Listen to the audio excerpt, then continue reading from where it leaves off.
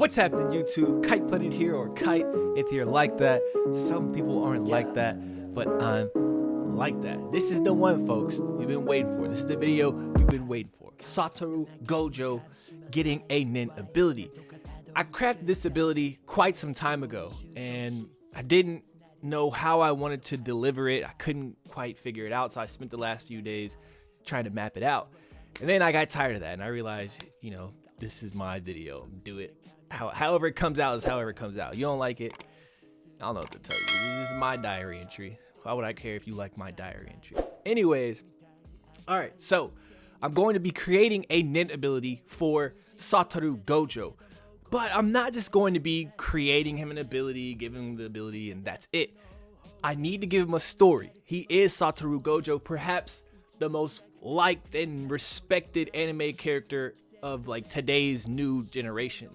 It's just hot. Jujutsu Kaisen's hot, and SATORU GOJO is the center of that. He is the reason. But yeah, so I gotta give him his respect. I gotta give the two series, Hunter x Hunter and Jujutsu Kaisen, their respect. I want to combine these two verses, not just combine it in the way where I give him a power and that's it. I don't want this video. So this video is gonna get pretty long. It might max out around 40 minutes. Who knows? I mean, I'm just starting the video. We'll see. But that's why I estimated it out.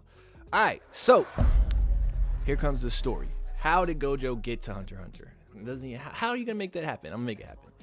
Okay, so around 11 years before the birth of Kurapika, in the Kurta clan, we're in the Kurta clan, there's a child born, strange looking kinda, amongst the Kurta, not amongst real, like everybody, but just strange amongst the Kurta. He has fair white skin and pale, almost silver hair, white hair, and he looks strange, but everybody's like, well, you know, whatever, little kid. He might be albino, so no big deal. So, pretty normal childhood until he gets around about 5 or 6, until people start to notice, hey, this kid doesn't really show emotions. Like, Kurta clan members, they get really emotional. You know, this kid, you know, when he was born, he wasn't even crying. That was strike one. You take a toy away from him, he doesn't throw a tantrum. He doesn't fuss when he's hungry. That's kind of weird. But even the Kurta clan was like, you know, he's one of our own. Oh, well, everybody's born with their own quirks. So they never really made a big deal about it.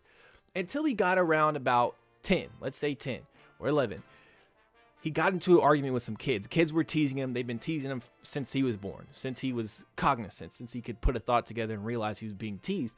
But nothing malicious, just something kids do. You look different, like harsh, but, you know, just children. So it finally gets to him one day. And this kid's name is Koenma, by the way. Koenma Kurta. So this is his name. Not Gojo yet. We're not there yet. So Koenma's getting teased by these guys, and he gets so mad that he finally starts a fight. So they're fighting on the ground. They're tussling, trying to punch each other and whatever. And the adults come in and finally break it up. They pull him off. They pull the other kid off. He stands up. They see his eyes are scarlet. They're like, bro, chill out. Chill out. It's not that serious.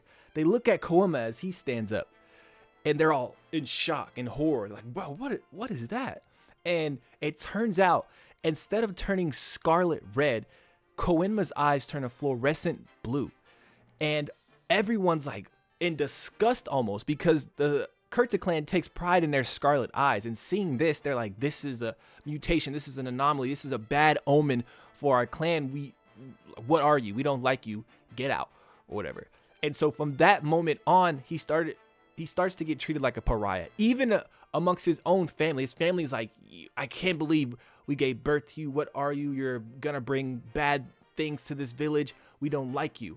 And so this went on for another like 5 years, until he turned 15 and decided, hey, I'm gonna leave the village because I gotta go find my people. You guys, you're not my people, clearly. But normally when you leave the Kurta clan, you have to go through these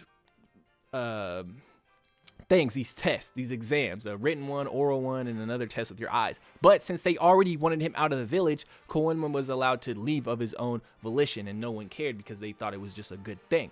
So they weren't going to try to stop him. So he leaves and he travels to all the other continents, the European continent, the Asian continent where the Kakian Empire is, you know, the place where East Gordo is, all of that stuff, where York New City, I think that might be in the European, doesn't matter.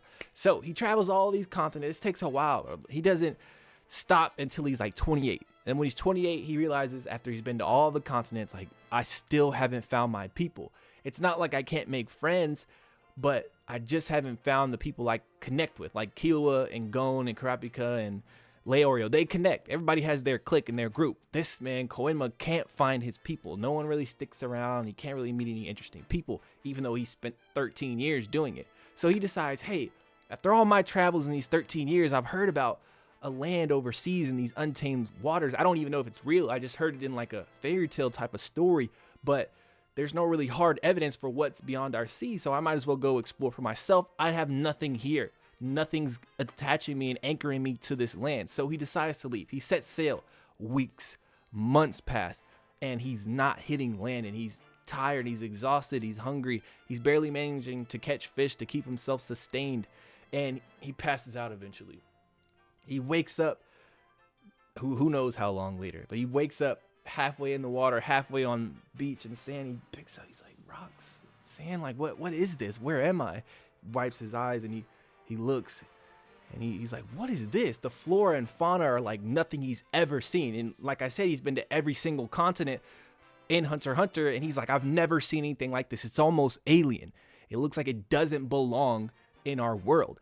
And so he's looking, he's like, what is this? He's like, but whatever, there was a land I was looking for. This must be it.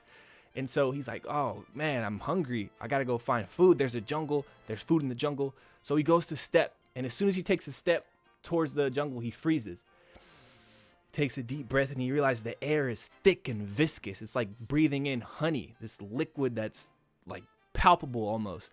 And he feels the weight of the atmosphere on his body, and he gets this feeling in his chest. He's like, man, like this is not normal fear. This is something else. My body's telling me if I take another step, my life will be forfeit. And so he knows what fear is. He's an adult. He's like, this is not normal fear. My body, every cell in my body is telling me not to do this. So he's like, you know what? I'm going to trust it. It's never failed me before. I'm not doing that. So he decides to just walk the beach.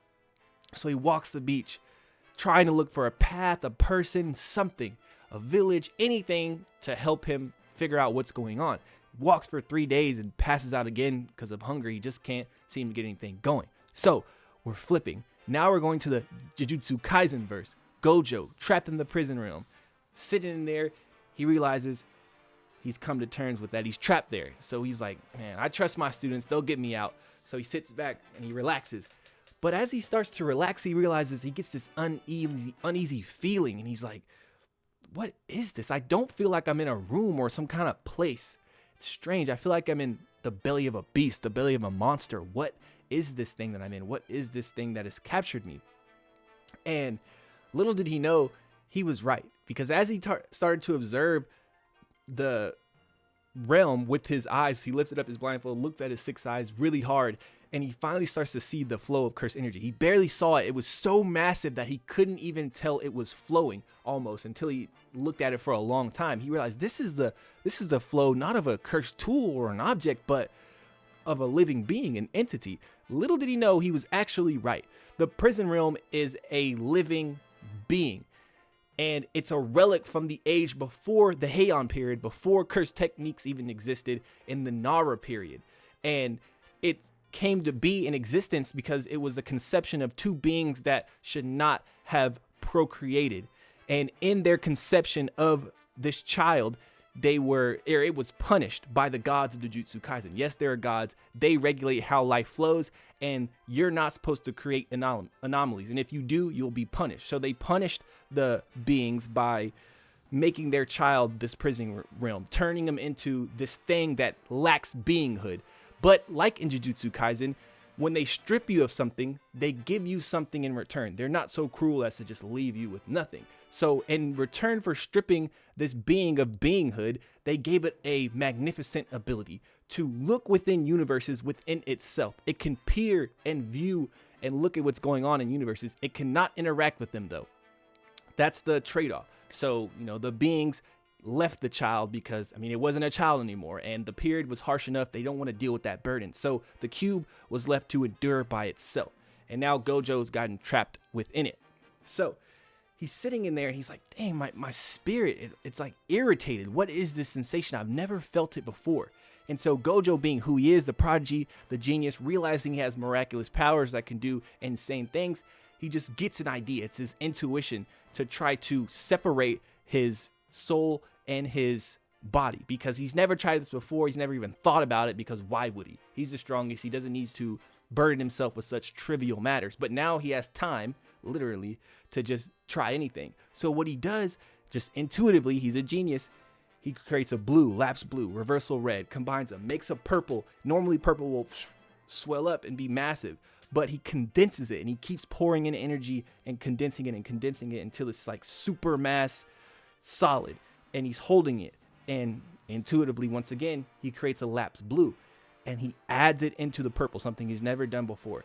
And when he does, it goes implodes upon itself, and when it implodes, it yanks his soul outside of his body. And he's like, whoa, what happened? And he looks and he sees his lifeless body sitting there. And he's like, am I dead? Like, what happened? And he goes to inspect his body, and he gets sucked back into it. And he's like, oh, okay, like this is reversible. Cool. That's fine. Like, that's good. So he does the process again because he needs to explore what is itching his soul. He realizes that this place that I'm in is way more massive than I can see. It contains things.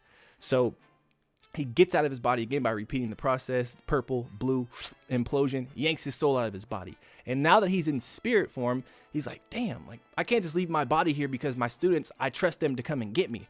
So what he does is he splits his soul in half and puts half of his soul in his body, and the other half is going to investigate the prison realm, which he can now see that he's in spirit form, that it's way more vast, and there's these bright lights everywhere. So canonically, my headcanon, if Gojo ever gets out of the prison realm, he will be fighting with half a soul. So do with that information as you will. But now that he's in soul form, he goes and starts inspecting these universes. He looks in, he's like, wow, like these are just different places. This is magnificent. What is this place? Not really, prison realm is not a fitting name for it. It should be something else. So he's peering in these universes, and he sees, hey, there's a dude with yellow hair and orange outfit screaming "Dot to Bio" or something. And there's a bunch of other universes where people are doing this. Dude screaming down there on a boat, stretching and stuff. So he's looking at all these universes like, what's going on? This is cool. And he starts to get that feeling again, that calling to him. I call it a soul beckon. A soul beckon is when a doppelganger of sorts calls to you, and you are naturally drawn to each other by universal nature, but you can't feel it normally because you're wrapped in flesh, and your flesh serves as a barrier, and it has a polarization effect that blocks these wavelengths from ever reaching your soul. So you can't really feel the desire to connect with your doppelganger of sorts because of your flesh. But now that he's in soul form, it's almost uncontrollable. It's the desire to go to it is something he can't fight. And so he goes to it, and he's looking through all these bright lights that represents the universe, and he sees this massive one, and it's strong. It's the one that he feels is calling him. So he goes and he looks down into it, and it sucks him in. Boom. So he got sucked into that universe, and it's strange because it didn't happen with the other ones. He was able to look without going in, but this time it sucked him in. And he wakes up, and he's like, what is this? Sand? Rocks? Where am I? It's sunny. He starts wiping his eyes, and he looks at himself, and he's like, what am I doing back in my body? And he goes, wait, no, this isn't my body. It looks like my body, but there are ever so slight minuscule differences that only I would notice because it's my body. Someone who knew me wouldn't even notice this wasn't me. And then he hears a voice say, who are you? What are you doing here? And he looks around. He's like, where did that come from? And he goes, hey, what are you doing in my body? He's like, in your body? Oh, so he realizes he's now sharing a body with this person. And this person goes, what's happening? Like, I don't know. But they're both nonchalant type of people, so they're not fretting it. They're just trying to get to the bottom of it. Koenma's like, this is my body. And Gojo's like, whoa, like, you look just like me. And he's like, oh. Koenma's like, I guess. Like, I've never seen you, so I'll just take your word for it. And so they're sharing a body now. And it's not a fusion like in Jujutsu Kaisen with Sukuna and Yuji and then Angel and the other girl, where they're two autonomous spirits inside of one vessel. They are like combined, like a Dragon Ball fusion, where you do the dance or get the Potara earrings. They are one. So when they speak, it's one person. It's not two different people fighting for control of the body. It's one. But inside of their head, they can hear the separate thoughts. But anything that comes out of the mouth is in unison. So now Koenma realizes, like, my eyes, like, they feel heavy. And he's like, he realizes that this is how his eyes feel when he transforms them from the regular state of brown or brownish black to the fluorescent blue. He's mutated, remember, he has blue eyes. And he's like, oh, why are my eyes active? Like, I'm not feeling any emotions. And after they discussed a little bit, I'm not going to go into the conversation, but they realized that now that Gojo is sharing a body with Koenma, the fluorescent blue eyes are always active. They are always active now, and the burden is not too much because it's split between two different souls. So the other can always compensate for the other, and therefore it never takes a drain like it does on Kurapika because he's just one person. But now they're permanently this fluorescent blue.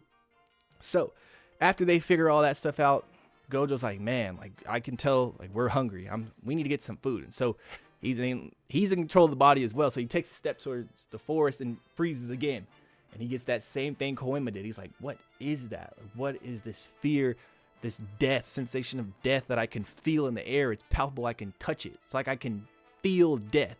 And he's like, yeah, like, it's that forest in there. I almost went in there. We shouldn't go in there at all. And Gojo's like, yeah, like, I agree. I'm the strongest in my verse, but I know when something's too much as well. I know when to run when I can't handle it, even though I've never ran into something like that myself. So they decide, no, we're not going in there. So they start walking the beach again, like Koenma's original plan. They walk and walk and walk. So they come around a bend and they see a guy sitting there fishing, and he's writing in what seems to be some kind of journal or book.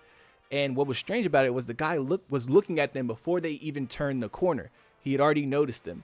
And he says, people, what are y'all doing here? I haven't seen people in hundreds of years. So what they didn't notice was that he said hundreds of years, even though he's human, and the fact that he said people when it's one person.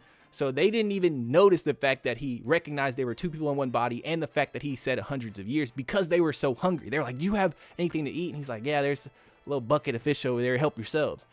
And so they start eating and ravishing the food.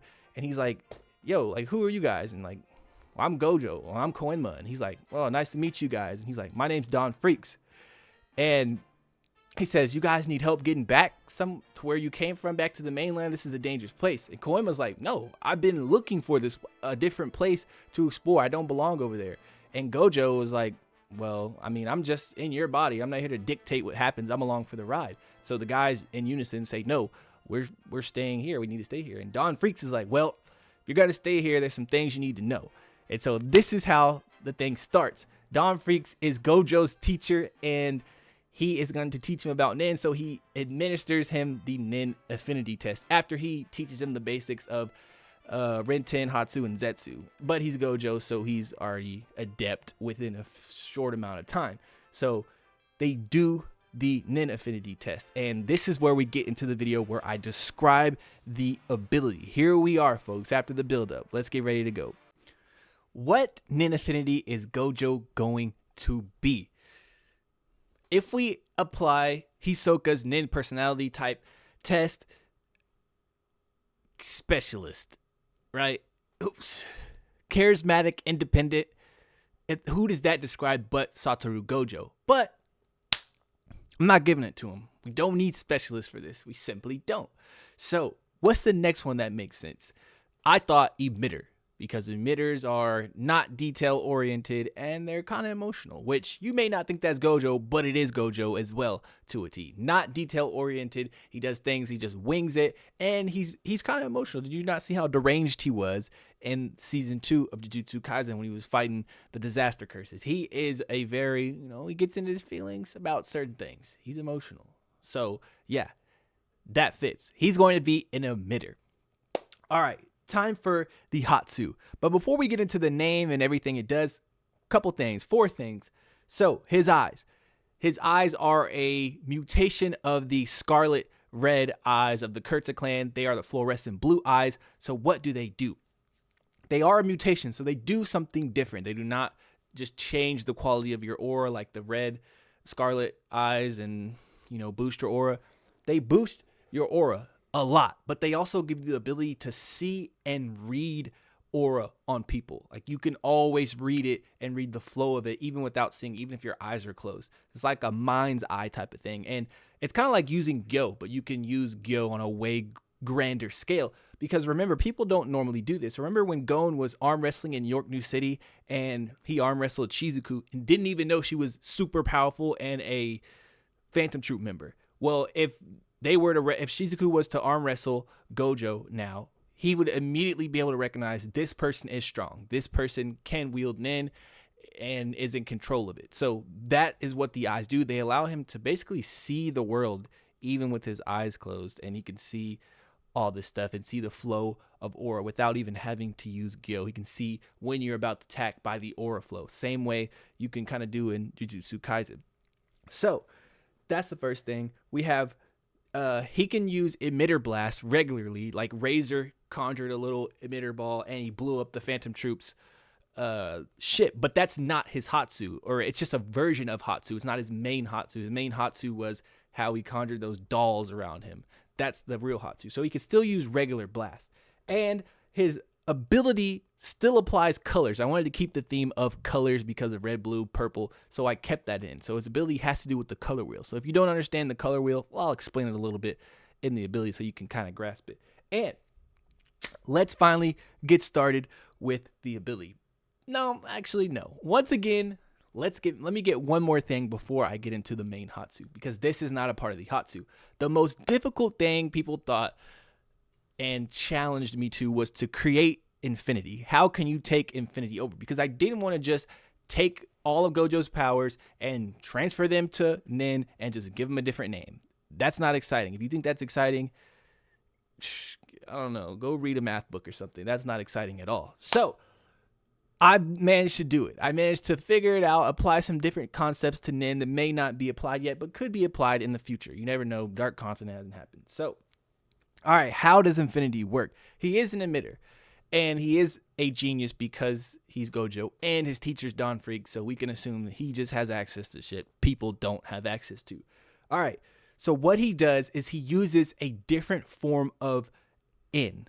If you know what N is the application of Nen, where you use Ren to expand your aura and Ten to maintain its shape. And when people come inside of this aura, this expanded orb you've managed to put around your body, you can tell everything about them, their movement and all that stuff. So that's how N works. It works as kind of like a force field that reads people. But instead of Gojo putting it out to read people, he forces it out to like a foot outside of his body, but he compresses it while adding in a ton of aura. So it's kind of like applying how he does purple. He adds two concepts together that should not be able to mix: magnetism and repulsion. You can't mix those two. It doesn't make sense.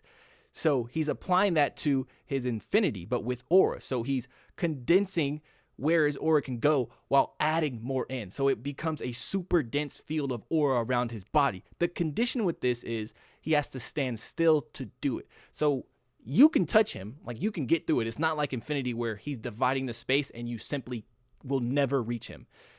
It's not like that. It's a little bit different. We got to apply some Hunter x Hunter rules to it. So if you were to go to punch Gojo and he stands still and activates his ability, it'll punch him, but it'll go really slow. It's like you're punching a balloon or something that's in the way, really soft, like a marshmallow, and it punches, but it stops and slows down your fist, and he can just see it and just instantly get out of the way. It's kind of like his own built-in Ultra Instinct type of thing, but it's just like a force field that he can feel pressure from there and move when he needs to. So that is how I'm going to create infinity, but he can only use it when he's standing still. So while on the move, this ability is not a thing.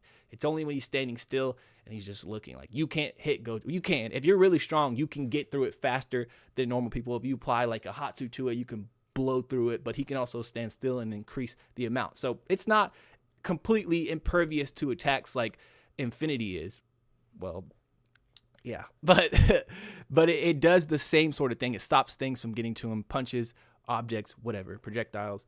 So that's Infinity. Now let's get down to the Hatsu. I had to get that all out of the way. What's the name of this Hatsu? I decided to name it True Colors of Prey. Like I said, I wanted to keep the color theme, and that's prey as in Prey, as in you're hunting prey, you're hunting a quarry. And so, yeah, prey as in animals that you hunt. True Colors of Prey. What does this Hatsu do? Simply, this is just a simple definition of it. It's not going to sound exciting, but it is the definition of it. Gojo emits massive orbs of aura that he can send at you to blow up and blow off your body, blow off your limbs. That's the simple form of it. But how does he do this? This is the question. And this is where it gets absolutely interesting. And I'm excited because I took my time with this. All right. How does he do this? So step one, we got to activate the ability. You need to activate Zetsu. So turn off all your aura. But normally he's always in a state of aura or state of Zetsu. Why? Because he's on the Dark Continent, and that's how Dawn Freaks, when they were coming around the corner, noticed him, because his aura is off. So that makes him more perceptive towards aura. So he's like, my aura is off. I can read other auras easily. And it helps hide from the predators that are on the continent. So Gojo is always in a state of Zetsu. So this is just a step, but it's already complete by the time he activates the ability. Go into Zetsu, and he closes his eyes. And when he closes his eyes and goes into Zetsu, his opponent's body will appear sectioned off by colors. So his eyes are closed, or he puts his blindfold down. This is where we're going to add the blindfold, so he's still Gojo. He can see the opponent's body sectioned by color. So maybe the arms are yellow, and the chest is red, and the legs are blue, and the head is orange. So that's how he sees them. And normally he wouldn't be able to see because his eyes are covered. And this doesn't even have to do with the fluorescent blue eyes. That's more for like energy output and having to use or using Gyo while not having to actually use Gyo. This is where Koenma comes in. I was going to kill off Koenma originally and let Gojo just inhabit the body and take the body. But Koenma is still in the body, so he can see even though Gojo's eyes are covered and Gojo is seeing this colored version of the other person's body. So the NEN thinks that this is a condition that is extremely hindering towards Gojo, which boosts his aura because it's like a harsh condition. But in reality, he can still see because Koenma shares the body and he can see for Gojo, and they share the same things. It's not like two different things in having the body, it's one. So that's why I kept Koenma, because Gojo covers his eyes, but he can still see through Koenma. It's kind of how that Netero's ability. It thinks that him doing this pose, praying hands, is a big hindrance. Therefore, it boosts the ability for a condition, but it's not, because it doesn't know that Netero doing this takes 0.00001 seconds, and it doesn't affect him at all. Same thing with Gojo with those eyes. So now he's seeing, but he can normally, if he didn't have Koenma, he'd only see the person's body. So he really wouldn't be able to fight because he'd be running into shit. And if the person activated Zetsu and stuff, it'd be over with. So that's step one. Cover the eyes and activate Zetsu. And yeah, you can start seeing the person's body in colors. All right. And at the same time as that happens, these colors and dots appear on his limbs too, the same corresponding colors. That'll come in later. All right, so step two is he keeps his eyes covered. To use this Hatsu, you have to have your eyes covered at all time. Big hindrance. We even saw Shoot do this when he needed to fight harder against Yuppie. He covered one of his eyes. So covering your eyes and making yourself blind or taking away one of your senses massively boost the ability that you're using. So Gojo's completely blind, or so the NEN ability thinks.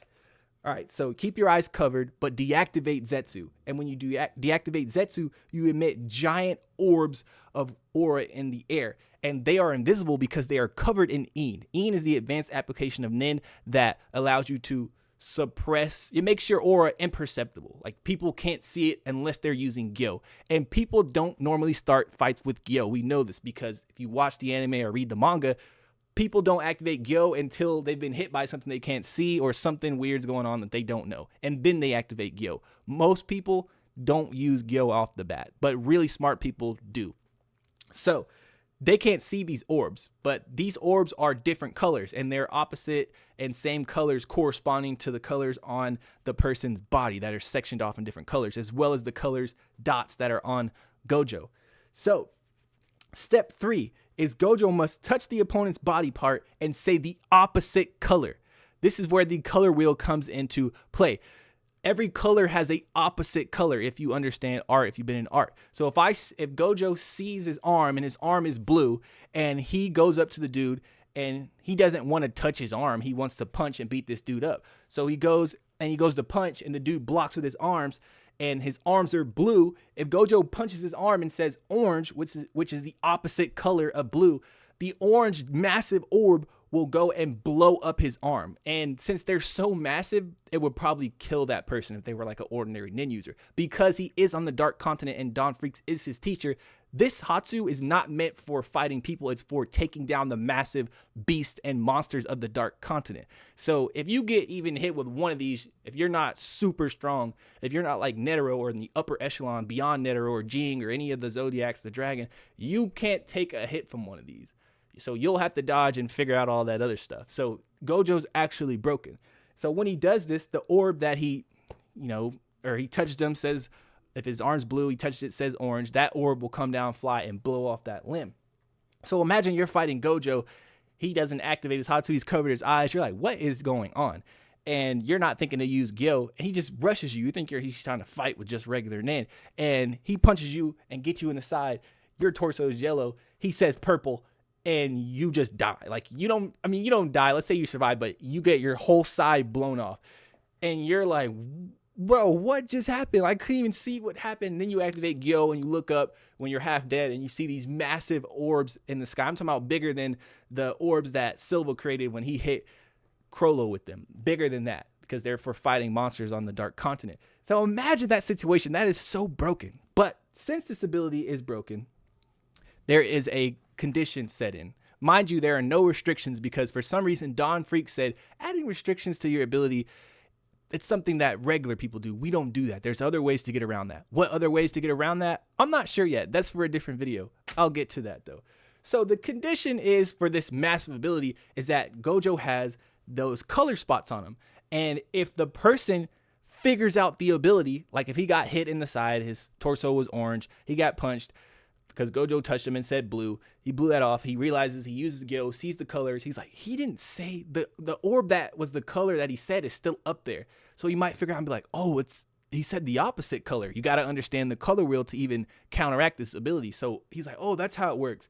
And then he sees like he has spots on him. So maybe if I touch him and do what he did, it may deactivate the ability or something may happen. He may realize that.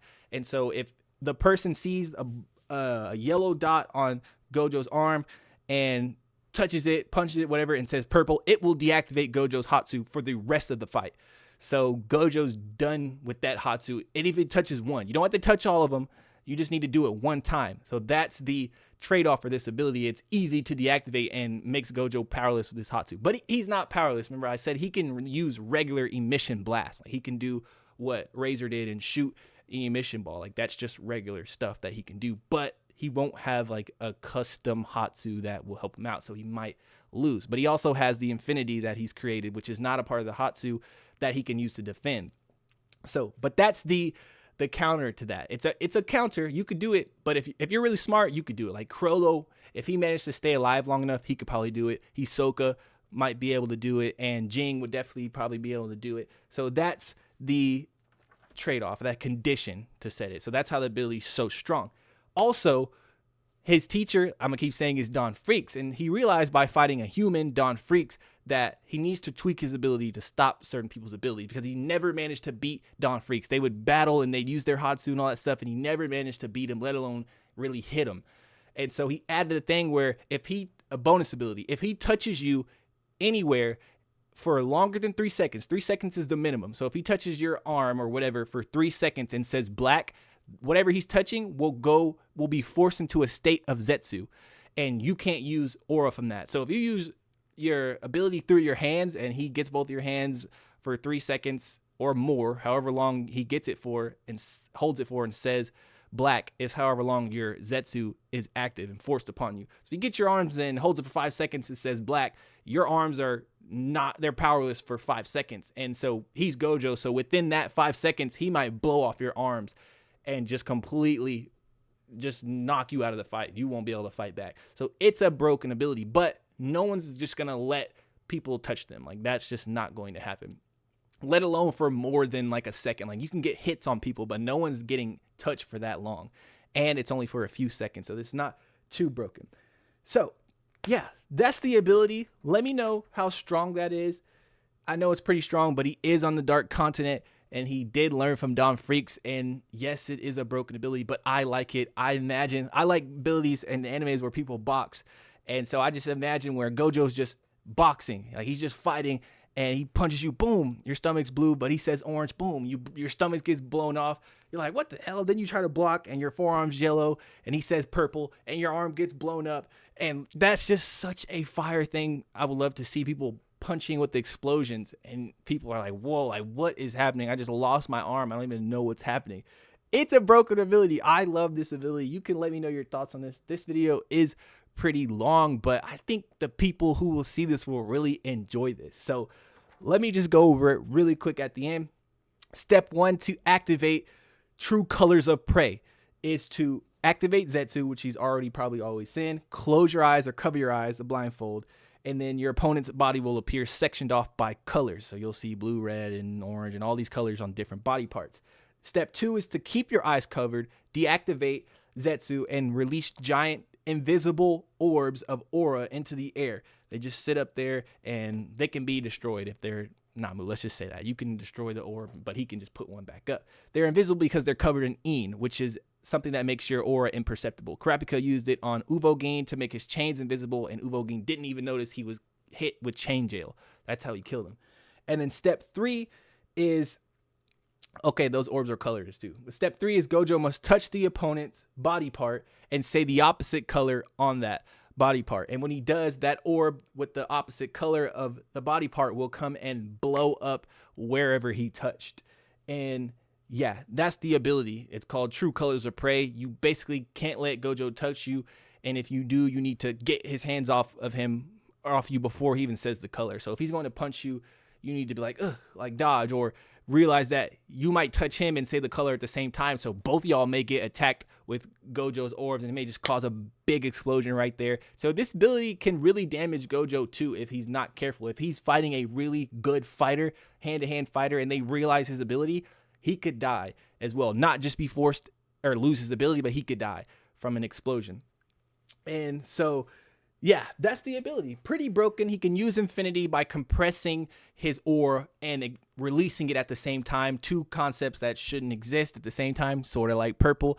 And so that gives him a diet version, a knockoff, great value brand version of infinity. But nonetheless, it still allows him to block physical attacks and projectiles while getting out of the way, instead of it just halving the distance every time. So, yeah. And... you know, he's fighting on the Dark Continent. His ability is this strong because he's fighting monsters. Dawn Freaks taught him. I know I made all this stuff up, but I really think it's pretty cool. And yeah, he has no restrictions, just conditions. He has to be blind and all that stuff. So yeah, let me know what you think. I really like this ability. Drop down what you would like to see next. It took me forever, and I think this is going to be my final, you know, one on this. I'm not going to try to do it again. I think this is it. Leave a like, comment, subscribe, and I will catch you guys in the next one. Hope it's a banger. Peace.